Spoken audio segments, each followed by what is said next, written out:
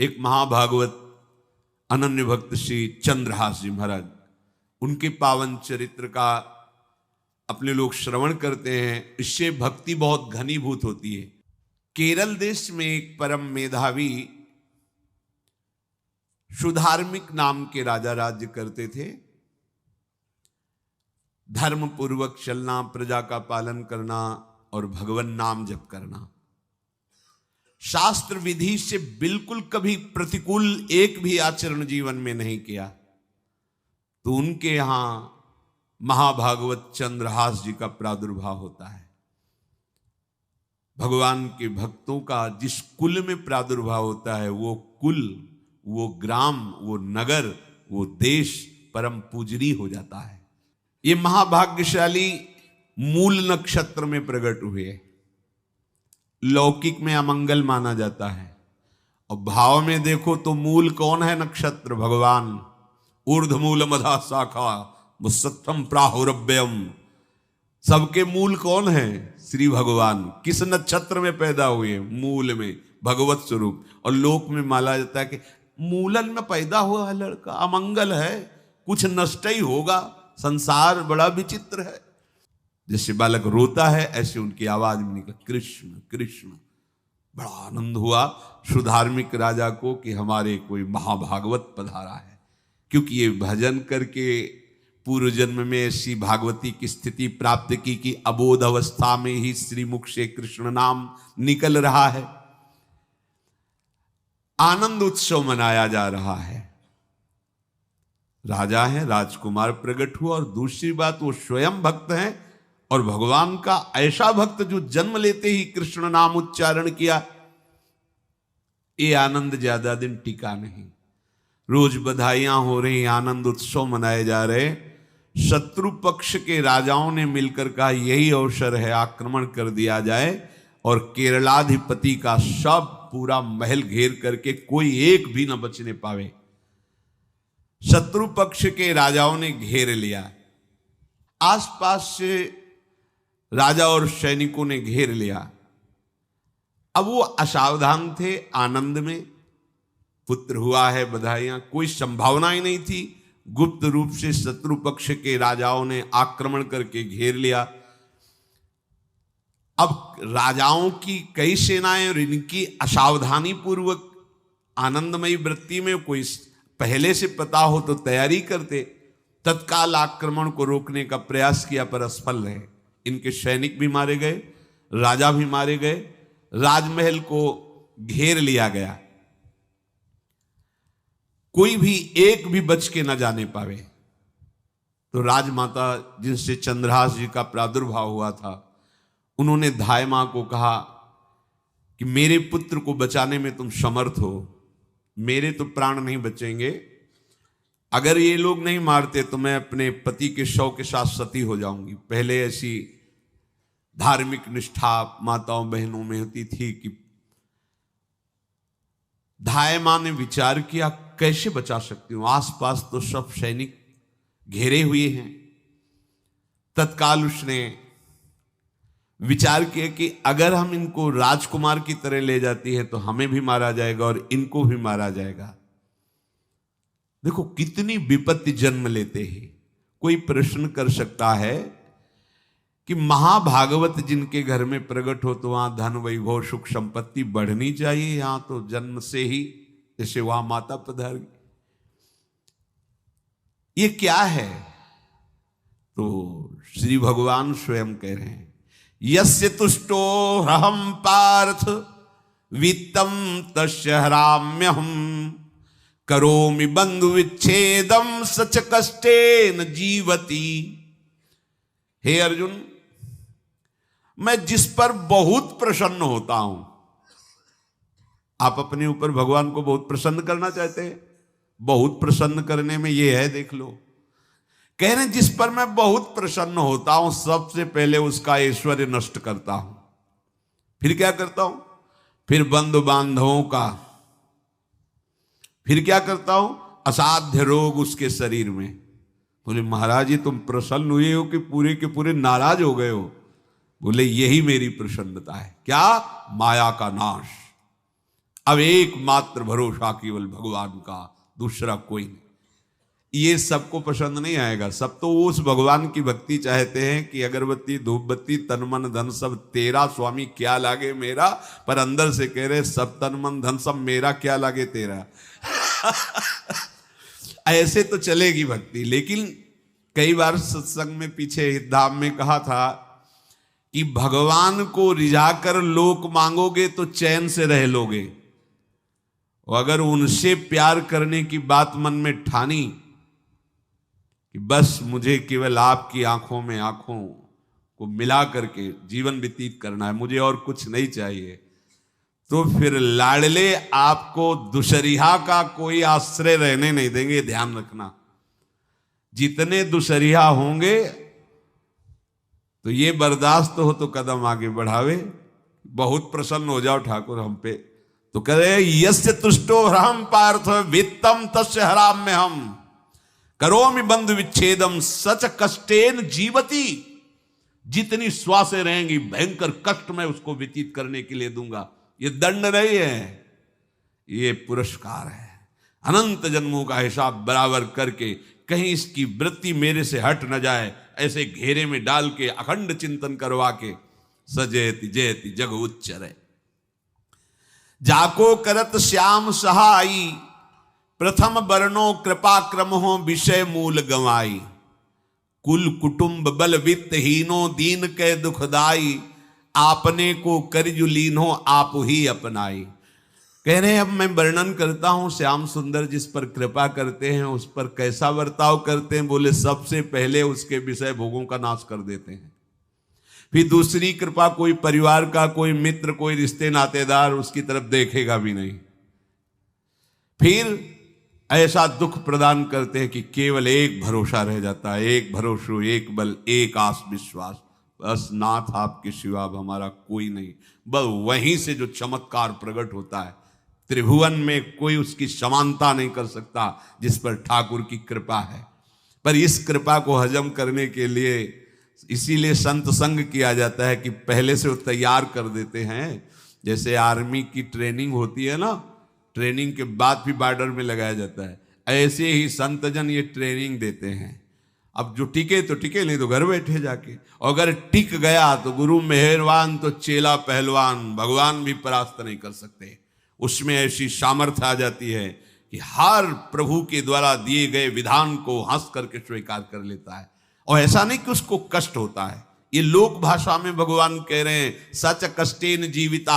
नहीं तो जिस चिदानंद में वो सुख भोगता है वो ब्रह्मा को भी नहीं प्राप्त है जो भक्त को प्राप्त होता है। भक्त का वैभव दिव्य होता है, चिदानंद में होता है। ये तो पापियों के पास भी वैभव है, रुपया पैसा कुटुंब परिवार। भगवान के दास के पास जो वैभव होता है वो अचिंत्य है, तुम चिंतन भी नहीं कर सकते, ऐसा वैभव होता है।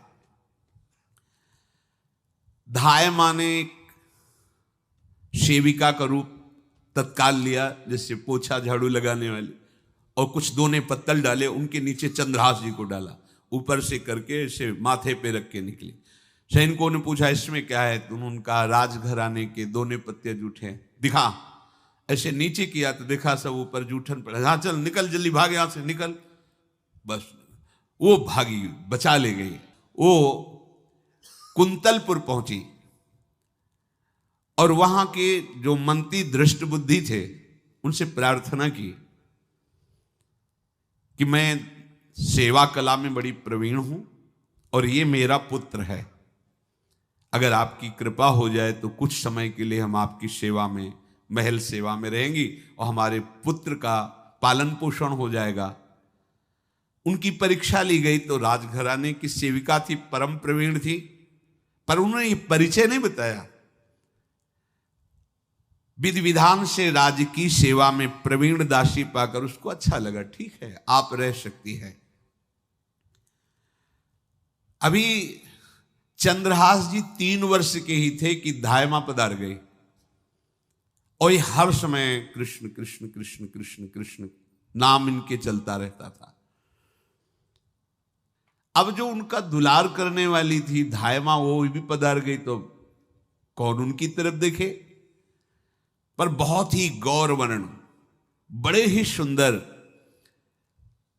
अब वो गलियों में भटकने, निकाल दिया महल से जब धाय माँ मर गई, क्योंकि धाय माँ की सेवा के कारण उनको रखा गया था। 3 वर्ष के बालक गलियों में, तो कोई भी माँ देखती उनको तो कोई उनको वस्त्र पहना देती, कोई भोजन करा देती। ऐसे ही भगवान के भक्तों की बड़ी विचित्र लीला होती है। यहां चंद्रहास जी को जो भी माता बहन देखती कुंतलपुर के गलियों में, तो कोई वस्त्र, कोई स्नान करवा देती, कोई काजल लगाती, कोई भोजन पवा देती। परमहंसों जैसा जीवन कट रहा है। कृष्ण कृष्ण कृष्ण कृष्ण।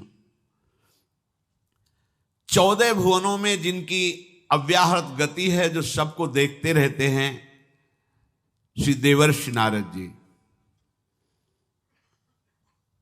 ये कृष्ण कृष्ण बोलता है बालक, और इसका हरि के सिवा कोई नहीं। तो एक दिन एकांत में बैठे हुए थे बालक चंद्रहास जी, नारद जी पधारे हैं, भाई जी से मिले हैं। स्वप्न में कितने महापुरुष मिलते हैं जो भजन ठीक से करते हैं, ये बड़े बड़े महापुरुष आकर के उपदेश करते हैं। ये त्रिकाल सत्य हैं, कोई ऐसा नहीं है कि ये कहानी है, हैं अभी हैं।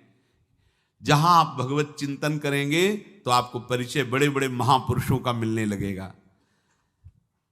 नारद जी आए तो देखा आंख बंद किए हुए चंद्रहास जी कृष्ण कृष्ण कृष्ण कृष्ण कृष्ण ऐसा उच्चारण कर रहे। त्रिकालज्ञ सर्वज्ञ नारद जी ने देखा कि ओहो, इतना छोटा बालक और कृष्ण कृष्ण बोल रहा है। नारद जी ने स्पर्श किया दुलार करते हुए, सुनो आंख खोलो। आंख खोल के देखा श्री देवर्षि नारद जी। नारद जी ने कहा, देखो हम तुमको एक अमोघ वस्तु देते हैं, और एक छोटी सी शालिग्राम की इतनी बड़ी श्रीविग्रह शालिग्राम का जो वो दिया। बोले धो के पी लेना और दिखा के पा लेना, यही तुम्हारी सेवा पद्धति है। अर्थात स्नान करा दिया और जो तुम्हें मिले इनको अर्पित। तो उन्होंने विचार किया कि धोने के लिए, स्नान कराने के लिए पात्र चाहिए, भोग लगाने के लिए पात्र चाहिए। तो जैसे कोई पान की बीड़ी नहीं, तो ऐसे कपोल में शालिग्राम को रखे रहते हैं। कोई पात्र ही नहीं, कोई सिंहासन ही नहीं, यही धुल गए। चरणामृत अंदर जा रहा, जब पाएंगे तो यही पा लेंगे, साइड में ऐसे करके फिर निकाल के धो। यहां कपोल में रखते छोटे से शालिग्राम चंद्रहास जी।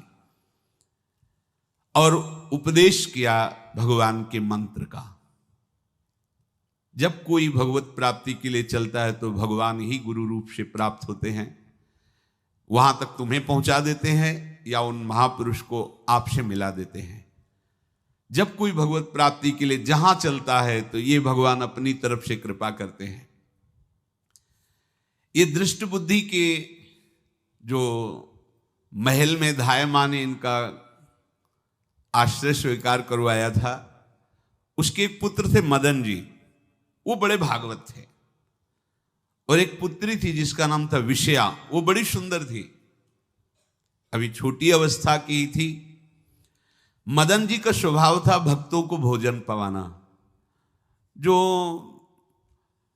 भगवत भाव के जन होते हैं उनके हृदय में ऐसा उत्साह होता रहता है कि जो वैष्णव हैं, संत जन हैं, इनको भोजन पवाने का मतलब श्री भगवान को भोजन पवाना। भक्तमाल में भी वर्णन है कि जैसे गर्भवती मां को आप कुछ भी पवाओ तो बालक की पुष्टता अपने आप होती है, ऐसे संतों के हृदय में भगवान विराजमान प्रगट रूप से हैं। जब हम संतों को भगवत भाव से भोग पवाते हैं तो साक्षात भगवान ही पाते हैं। और मदन थे भगवत भाव के, तो उन्होंने बुलाया बड़े बड़े भक्तों को और ब्राह्मणों को। जब ब्राह्मण और भक्त पा रहे थे तो खेलते खेलते चंद्रहास जी भी वहीं चले गए और उन्होंने भी वहां प्रसाद पाया। अब बड़े बड़े ब्राह्मणों में एक ज्योतिषाचार्य थे।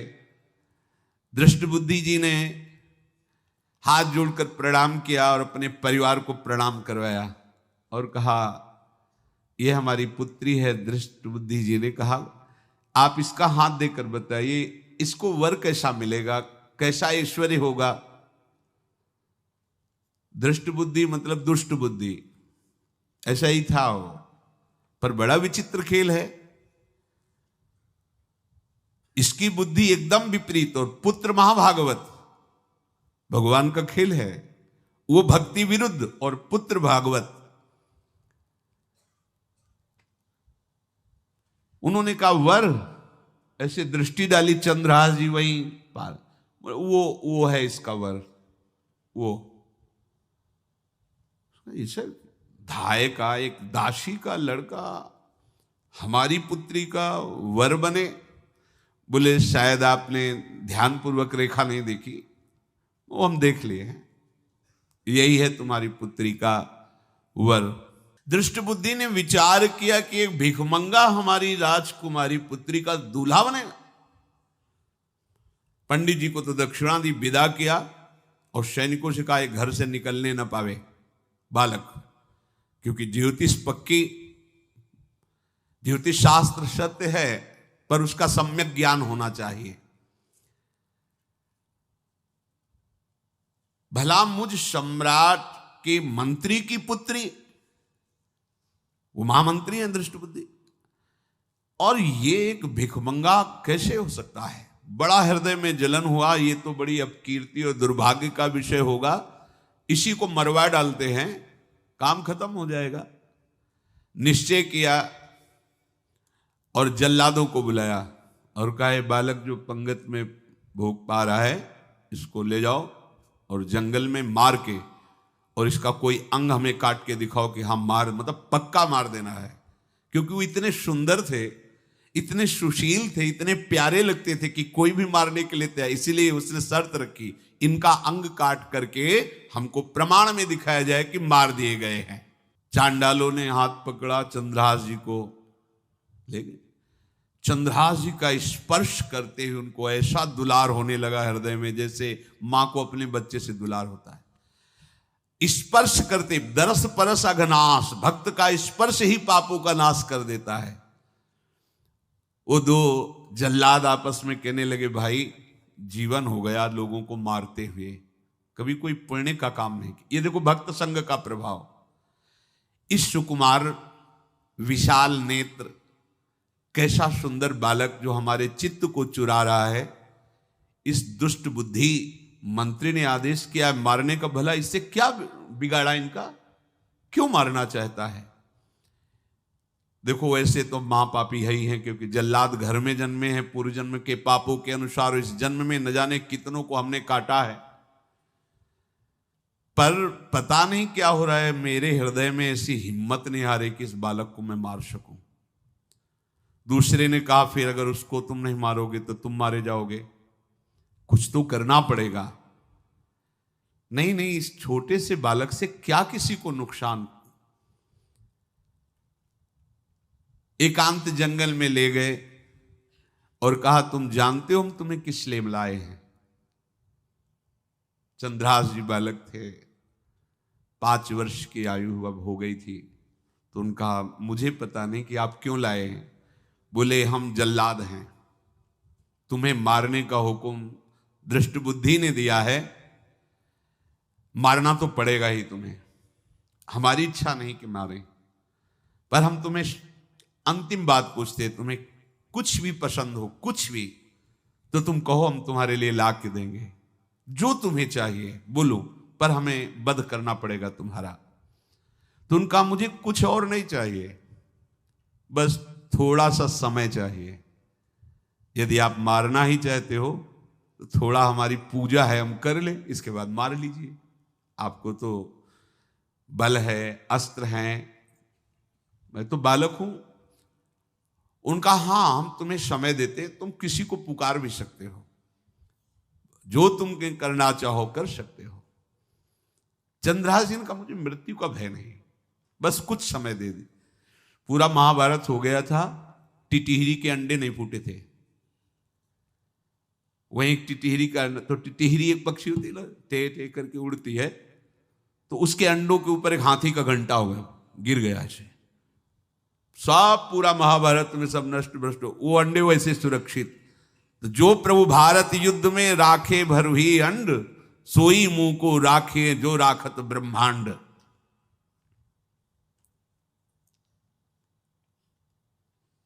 मैं तो अनाथ हूं, श्री कृष्ण के सिवा कोई मेरा है नहीं, मैं किसको पुकारूं? मेरा आश्रय तो एकमात्र वही प्रभु हैं। और निकाला शालिग्राम, यही सिंहासन है शालिग्राम का। भगवान के भक्तों की अपार महिमा है। क्या सेवा, वहां कोई पंचपात्र गंगा जल सब थोड़ी है, लेकर बस आंसुओं से अभिषिक्त कर रहे हैं। प्रभु मुझे तो कोई ज्ञान नहीं कि आपकी सेवा कैसे की जाती, मैं तो अपने मुख में ही आपको रखता हूं। अब मेरे जीवन का अंत होने जा रहा है, बस मैं यही प्रार्थना करता हूं कि मैं आपके ही समीप पहुंचूं, आपका ही स्मरण करूं, आपसे कभी विलग न हूं, एक भी वृत्ति आपसे कभी विलग न जाए। श्याम सुंदर मुरली मनोहर ललित त्रिभंगी ध्यान करते हुए आंख खोली और इशारा किया, काट दो मुझे। जल्लादों ने जब देखा आंसू चल रहे हैं ऐसा, वो बैठ गए अस्त्र रख के और कहने लगे, भाई तुम मुझे मार दो, भले भले वो दृष्ट बुद्धि मुझे, मैं इस बालक को नहीं मार पाऊंगा, मेरी हिम्मत नहीं। अब कुछ भी हो, मेरा वध हो जाए, पर मैं इस बालक को, गिरे मुरझाई दया आई कछु भाए भरे, ढरे प्रभु और मति आनंद शोभिनी है, हुती छठी आंगुरी सो काट लई दूषण हो, भूषण ही भयो जाई कहीं सांच चीनी है। जब नेत्र का इशारा हुआ कि वध कर दो, तो जो बधिक मारने के लिए आए हत्यारे थे वो आनंद से एकदम प्रफुल्लित हुए और कहा, मैं नहीं मार पाऊंगा तुम्हें। तो एक ने कहा, देखो एक उपाय मुझे दिखाई दे रहा है, इस बालक में विशेषता तो है ही, पर इसके पैरों में देखो, बाएं पैर में एक छठी अंगुली भी है, किसी किसी को होती है। गांव में तो कहते हैं छंगू या छंगा, जिससे होता है ना गांव में, और ये छंगा मतलब 6 अंगुली के। बोले इसको अगर काट लेते हैं तो प्रमाण भी सत्य, जिसकी कसम खवाएगा मैं खा लूंगा कि ये चंद्रहास जी के है, और मैं मार दिया। और कौन इस बालक को ढूंढेगा, जंगल में छोड़ देते हैं, अपनी तो सामर्थ्य नहीं। बधिकों ने, जल्लादों ने ऐसा ही किया और जाकर अंगुली दिखा दी, मैं बालक का वध करके आ गया हूं। उनको यह कि लाखों बार इन्होंने वध किया, तो संशय का कोई रिश्तेदार थोड़ी है, वो तो बालक है, उसको मारने में क्या, हाँ ठीक है मार दिया गया। अब वो जो चले गए तो अंगुली जो कटी थी उससे रक्त प्रवाह हो रहा है। कृष्ण कृष्ण जगन्नाथ वासुदेव जनार्दन, हे कृष्ण हे जगन्नाथ हे वासुदेव हे जनार्दन, ऐसे नाम उच्चारण करते हुए मूर्छित हो रहे हैं चंद्रहास जी। वो छोड़ करके जल्लाद चले गए। चंद्रहास जी भगवान का स्मरण कर रहे हैं, तो जितने जंगल के मृग हैं वो सब मंडलाकार घेर के ऐसे। एक हुमा नाम का पंछी होता है, अगर उसके पंखे की छाया पड़ जाए तो चक्रवर्ती सम्राट का वैभव प्राप्त होता है। और वो भीड़ की भीड़ पक्षी आकर चंद्रहास जी के ऊपर ऐसे घेरे हुए हैं, आसपास मृग मृगी मृग शावक सब घेरे हुए हैं। बीच में चंद्रहास जी कृष्ण गोविंद दामोदर माधव ऐसे उच्चारण कर रहे हैं। जो भगवान के चिंतन में मगन रहना अपना स्वभाव बना लेता है, तो देखो ऐसे हत्यारों के हृदय में भी दया गई, क्योंकि दया समुद्र भगवान का स्मरण जो करते हैं उनमें ऐसी महामहिम दिव्यता आ जाती है। कोई भी कितना भी निर्दयी हो, अंदर से वो भले जल रहा है द्वेष के कारण, पर कहीं ना कहीं ये द्वेष आंतरिक राग का सूचक हो। वो भी भक्त को प्यार करता है, पर भक्ति ना होने के कारण वही उसका राग द्वेष में बदल जाता है। कोई भी हो, अंदर से जब भक्त के प्रति जलन पैदा करता है तो उसमें मूल होता है भक्त की महिमा, भक्त का महत्व, पर उसे ना प्राप्त, जैसे कहते हैं कि वो अंगूर खट्टे हैं और हट नहीं प्राप्त कर पाए तो अंगूर खट्टे हैं, बकाया महत्व तो सब के अंदर होता है।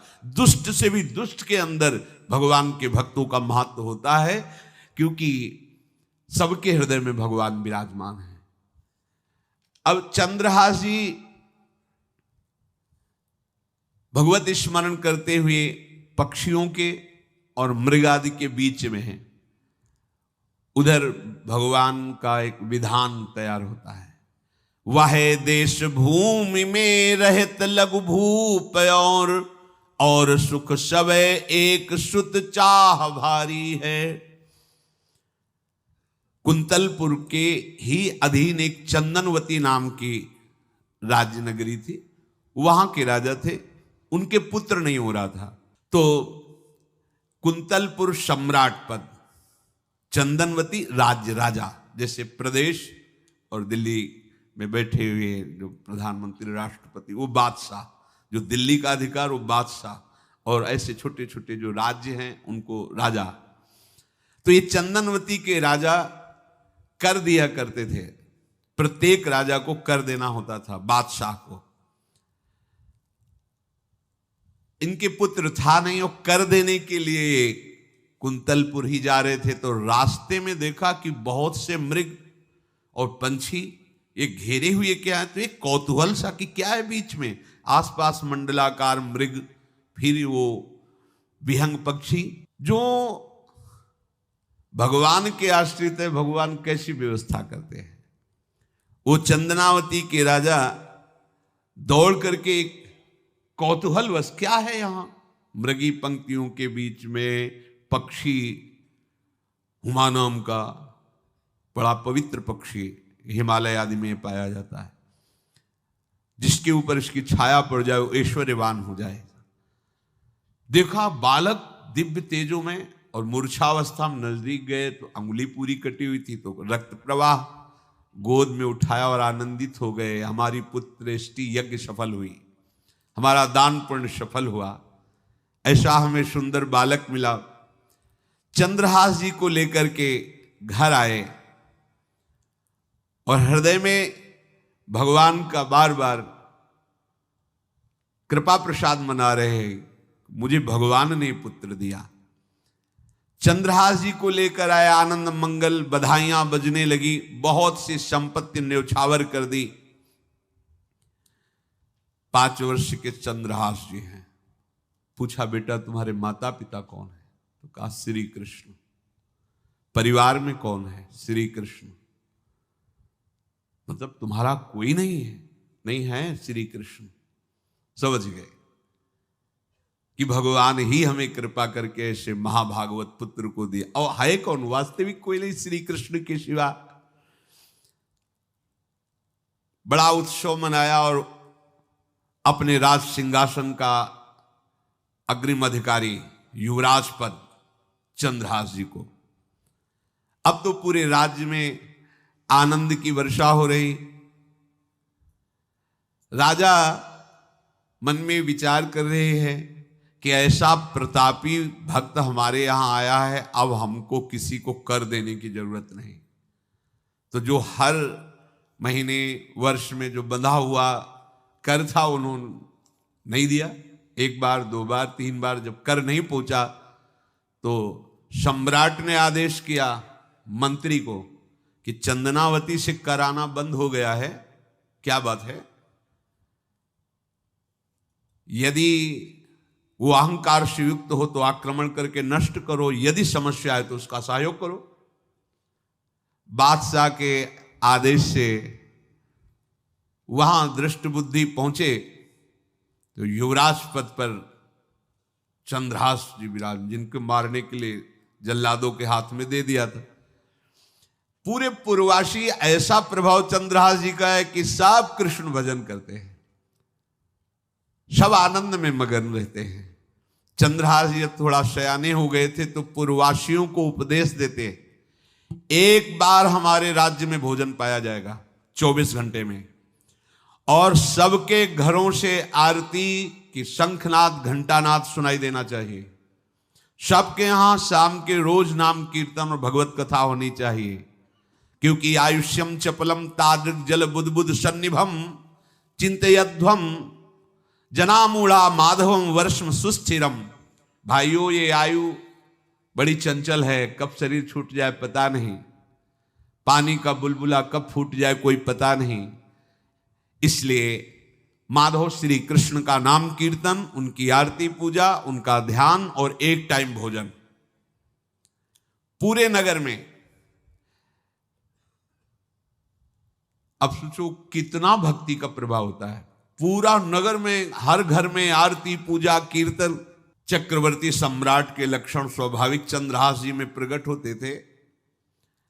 अब दृष्ट बुद्धि जब वहां गया, देखा युवराज पद पर, पहचाना कि वही बालक है, ये तो चंद्रहास है, क्योंकि काफी समय तो महल में ही रहे थे धाय मां के साथ और अच्छे से पहचान थी। अब उन्होंने विचार किया कि ये तो बहुत अनिष्ट हो गया, हमने तो मारना निश्चित किया था और जल्लादों ने इसको छोड़ दिया और अब तो ये राजा का राजकुमार बन गया। तो राजा से कहा कि पहली बात, युवराज पद पर बैठालने के पहले तुम्हें सम्राट को सूचना देनी चाहिए थी। दूसरी बात, अभी तक तुमने कर नहीं दिया। जानते हो कि अगर सम्राट का भाव बदल गया तो एक क्षण में तुम्हारे राज्य को नष्ट कर दिया जाएगा। तो राजा ने हाथ जोड़कर चंद्रावती के राजा ने कहा, महाराज आप ही अब हमारी रक्षा कर सकते हो। तो उसकी दृष्टि चंद्रहास पर थी, इसको मरवाना है, क्योंकि पंडित ने बताया था यही पति बनेगा।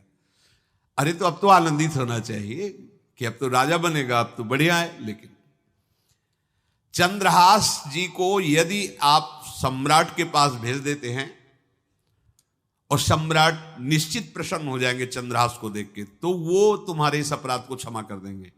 युवराज पद दे दिया और भेंट नहीं दी, कर नहीं दिया महीनों से, तो ऐसा करो चंद्रहास जी को भेज दो। राजा ने स्वीकार कर लिया। और पहले लोग बिल्कुल धर्म से चलते थे, कहीं भी अधर्म का लेश नहीं। एक चिट्ठी लिखी दृष्ट बुद्धि ने और चंद्रहास जी से कहा खोल के पढ़ना नहीं, मेरे पुत्र मदन को देना जाके, और मदन तुम्हें फिर आगे का कार्य सम्राट से मिलाना, माफी करवा देना, ये सब करवा देगा, पर ये चिट्ठी तुम रास्ते में खोल के नहीं देखना। और वैसे भी किसी का पत्र खोल के देखने का धर्म नहीं कहता। अगर कोई पत्र दे तो ये नहीं कि इसमें क्या लिखा है, नहीं, या तो हिम्मत नहीं है, इतनी धैर्य नहीं है तो मत लो। अगर धैर्य है तो हाथ में लेकर जहां तक पहुंचाना वहां तक पहुंचा दो, नहीं तो वो कार्य ही मत लो। ये अधर्म है कि आप बीच में उसको खोलकर पढ़े। पहले लोग बहुत धर्मात्मा होते थे, एक एक बात धर्मयुक्त होती थी। चंद्रहास जी को चिट्ठी दी, चंद्रहास जी ने पत्र को अपनी पाग में खोस लिया और कुंतलपुर के लिए चले। अब इनका किशोर अवस्था में प्रवेश हो चुका था। एक सुंदर कुंतलपुर के बाहरी रमणीय बगीचा था, वृक्ष बहुत सुंदर सुंदर, पुष्प वाटिका भी, बड़ा मनोरम लगा। घोड़ा बांध दिया वृक्ष में और पहले सरोवर का बड़ा निर्मल जल होता, जल पिया, हाथ मुंह धोया, थोड़ी देर भगवान का ध्यान करते रहे वृक्ष के नीचे और फिर लेट गए तो नींद आ गई। भगवान बड़े कृपालु हैं।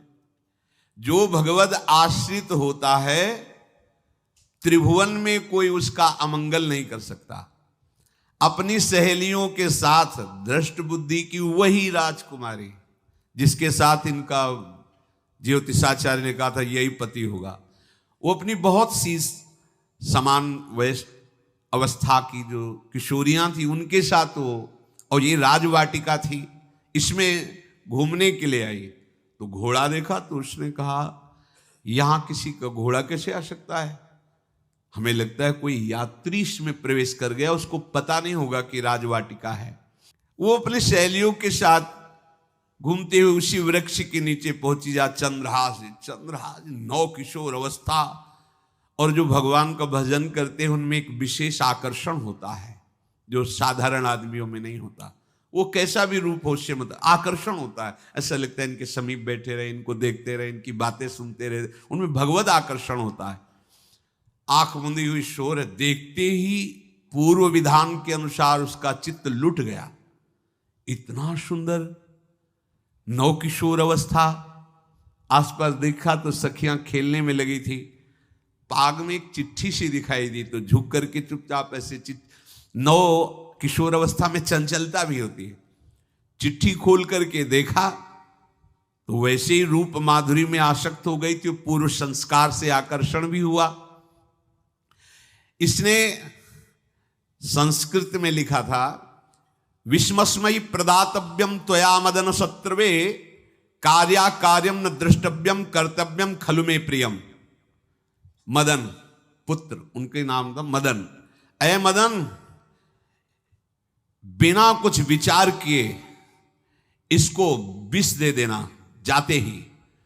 क्या उचित है क्या अनुचित ये तुम्हें नहीं सोचना, मेरा प्रिय करना, मेरे आदेश का पालन, जाते ही से विष दे देना। पत्र। उसने देखा वो पिताजी की बुद्धि खराब हो गई, ऐसे सुंदर नव किशोर को विष देने की बात लिख दी।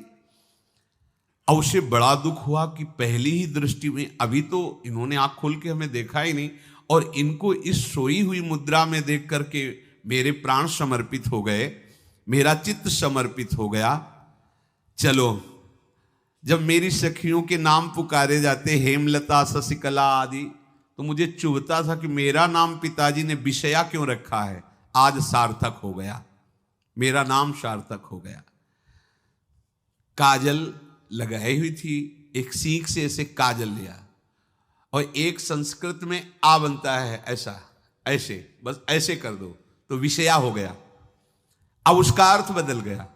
हे मदन, उचित अनुचित का विचार छोड़कर जाते ही इसे विषया प्रदान कर दो, ये मेरा प्रिय कार्य होगा। विषया पुत्री भगवान है, जैसी हो बहुतव्यता तैसी बने सहाय, आप ना आवे आप परताई तहां ले जाए। तो ओ पत्र वही खोश दिया, और ये सुख हुआ कि तो जाएंगे भाई के पास ही ना, तो घर में ही तो जाएंगे, वहां इनकी इस प्रसन्न मुद्रा में बातचीत करते हुए मैं इनको देखूंगी। ये भगवान का विधान होता है। चंद्रहास जी उठे और पूछते हुए मंत्री के घर पहुंचे, और मदन ने जो ही कि चंदनावती से पिताजी ने इनको भेजा है, ये वहां के राजकुमार हैं, हृदय से लगाया। चंद्रहास जी ने कहा आपके पिता ने पत्र दिया है।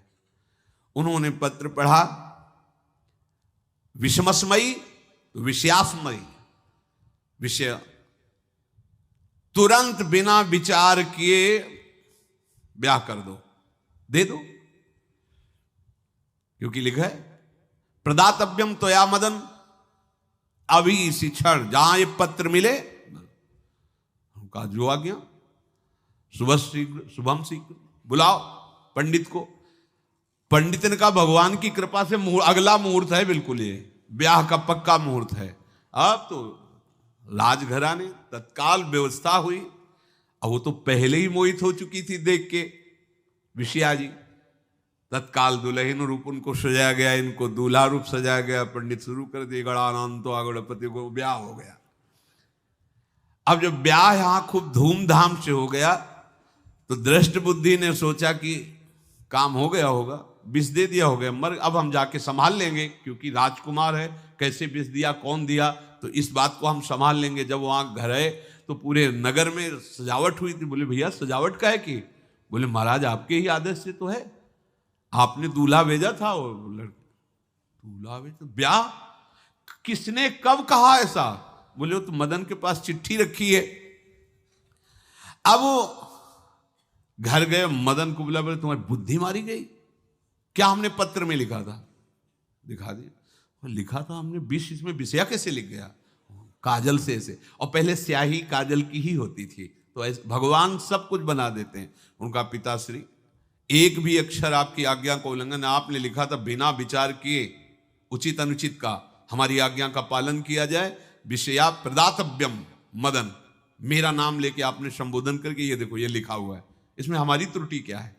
देखा तो चंद्रहास जी दूल्हा और सुंदर, अब उसका हृदय आग। अब तो मान जाना चाहिए, बिटिया का वरण हो गया भाई, ब्याह हो गया, अब तो गुस्सा छोड़ देनी चाहिए। पर दुष्ट बुद्धि, नाम ही रखा था धृष्ट बुद्धि, उसने कहा चाहे बिटिया विधवा रहे पर तुम्हें जिंदा नहीं रहने देंगे। ये दुष्ट बुद्धि होती है। देखो कैसे कैसे ऐसे ही होते हैं, कुछ लोग ऐसे ही होते हैं, हमारी इज्जत, फिर जेल काटता है पूरा परिवार, मार डालेंगे तुम्हें जिंदा नहीं रखेंगे, ऐसे दुष्ट बुद्धि का स्वभाव होता है।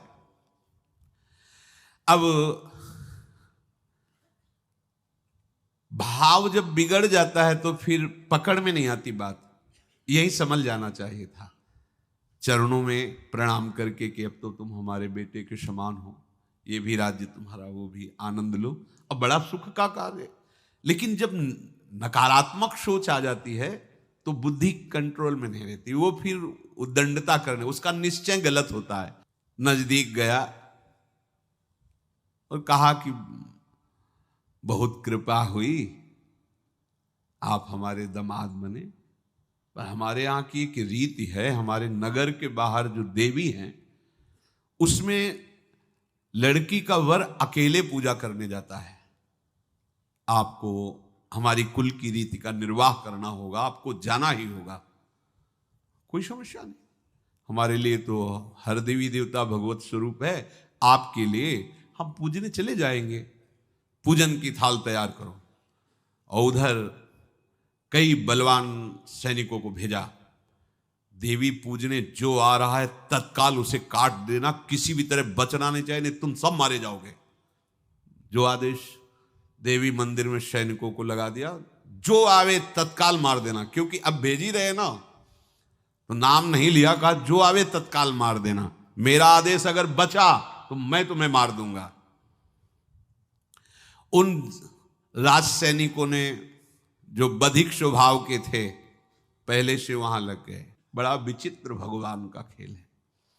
वहां के चक्रवर्ती सम्राट जो थे बड़े बड़े विद्वान और ऋषियों से बातचीत कर रहे थे। उन्होंने कहा महाराज अब आपका राज सिंहासन पर बैठना राज्य के लिए अमंगल होगा, ऐसा समय आ रहा है।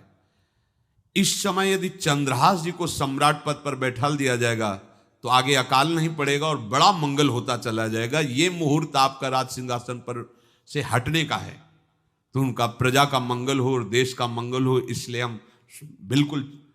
मदन वहीं बैठे हुए थे। सचिव ने कहा तुरंत जाओ और जो तुम्हारे बहनोई बने हुए हैं चंद्रहास जी को लाओ। तो भागे। तो जो और सैनिक राज सैनिक थे पूछा किधर जा रहे हो? बोले वो अपने बहनोई चंद्रहास जी। बोले वो तो देवी पूजा के लिए गए। तो घर में जाके वो सीधे आगे बढ़े, तो जा ही रहे थे थाल सजा कर देवी। बोले सुनो इसी समय मुहूर्त है, आपको देवी पूजा हम कर लेंगे जाके, या हम थाल लेके वहां बैठे रहेंगे, पहले सम्राट पद का वो अभिषेक करो फिर देवी पूजा हो जाएगी। ये तो घर की बात है, और देवी पूजा मैं करके आ रहा हूं, वो देवी पूजा के लिए और वो सम्राट पद के लिए बीच से ही। दौरे सुख पाई जाई मगही में लियो जाए, दियो सो पठाई नृप रंग माही भीजिए। अब जो सम्राट थे तो बहुत आनंदित हो गए, क्योंकि भगवान का भक्त तेजस्वी और बलवान शूरवीर योद्धा जो सम्राट पद पर बैठेगा तो अकाल नहीं पड़ेगा, सुख की सब प्रजा को वृत्ति प्राप्त होगी। बड़े आनंदित होकर इनका सम्राट पद पर अभिषेक हो रहा है। और दृष्ट बुद्धि के पुत्र जो मदन संतों और भक्तों का आदर करते थे, वो देवी पूजा, और वहां पहले उसने बोल रखा था जो आवे तो देवी अपमान ते न डरो सम्मान करो, जात मारी डार्यो या सो भाष्यो भूप लीजिए। चंद्रहास जी का सम्राट पद पर अभिषेक और मदन जी का देवी मंदिर में प्रवेश, और सैनिकों ने काट के फेंक दिया मदन को। ये जो पे कृपा रघुपति कृपाल की, बैर और की कहा सरे होई न बाको। बार भगत को जो कोई कोटि उपाय करे, गोस्वामी तुलसीदास जी लिख रहे, भगवान का कृपा पात्र जो भक्त है, किसकी ताकत है कि उससे बैर कर सके। चाहे कोई त्रिभुवन में हो, भक्त का बाल बांका नहीं कर सकता, चाहे करोड़ों करोड़ों उपाय कर ले। और तके नीच जो मीच साधु की, सो पामर ते मीच मरे। वेद विदित प्रहलाद कथा सुनि, को न भगति पथ पाम धरे। अगर तुम जिस भाव से साधु को नीचा दिखाना चाहोगे वही भाव तुम्हारा सर्वनाश कर देगा। वैसे ही देखो सर्वनाश हुआ ना, एक ही पुत्र और इसके आदेश से वह उल्टा खेल हो गया, पुत्र की ही हत्या हो गई और चंद्रहास जी को सम्राट पद पर अभिषेक किया जा रहा है। अब दृष्ट बुद्धि ने बड़ी प्रसन्नता अंदर है कि वो तो मार दिया गया होगा। सैनिक आए और बोले महाराज आपके पुत्र का वध हो गया है। पुत्र का वध कैसे? बोले आपने कहा था जो आए उसे मार देना, तो आपका पुत्र ही थाल लेकर पूजन, वो तो चंद्रहास, बोले उनका तो अभिषेक हो गया सम्राट पद पे, ये कैसे हो गया? अब अंदर भारी दुख उनके हृदय में। उन्होंने बताया कि तुम्हारे पुत्र को तो हम लोगों ने ही काट डाला आपके आदेश के अनुसार, आपने कहा था जो जाए उससे काट। अब तो छाती पीट पीट के, माथा फोड़ फोड़ के खूब रो रहा है। किसी का कोई भी बस नहीं चल सकता भगवान के भक्त के ऊपर। तंत्र मंत्र दुनिया का जितना भी सामर्थ्य है, ये भक्ति को ऐसे खिलवाड़ नहीं है। अब वो बार बार मैं कितना भागी, हाय मैं कितना भागी, अपने पुत्र को ही मरवा दिया, ये हाहाकार करके रो रहा है।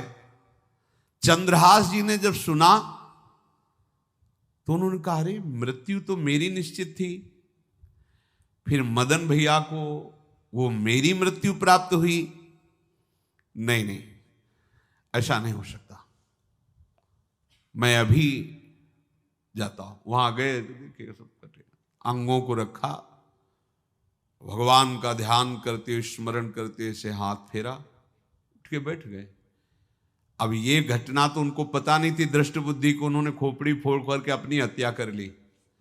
उनको जिला के आए तो फिर उनको जिलाया और कहा पिताजी अब कृष्ण कृष्ण जपो। अब उनकी बुद्धि शुद्ध हुई और भगवान का आश्रय लेकर के वो अपने जीवन को भगवत भक्ति में बनाए। तो जो भगवान का भक्त है उससे द्रोह करने वाले को भी परम मंगल ही देते हैं भक्त, पर भक्ति में अनन्यता की आवश्यकता है। प्रारंभ इह लोक परलोक के सारे सुखों को भगवान के चरणों में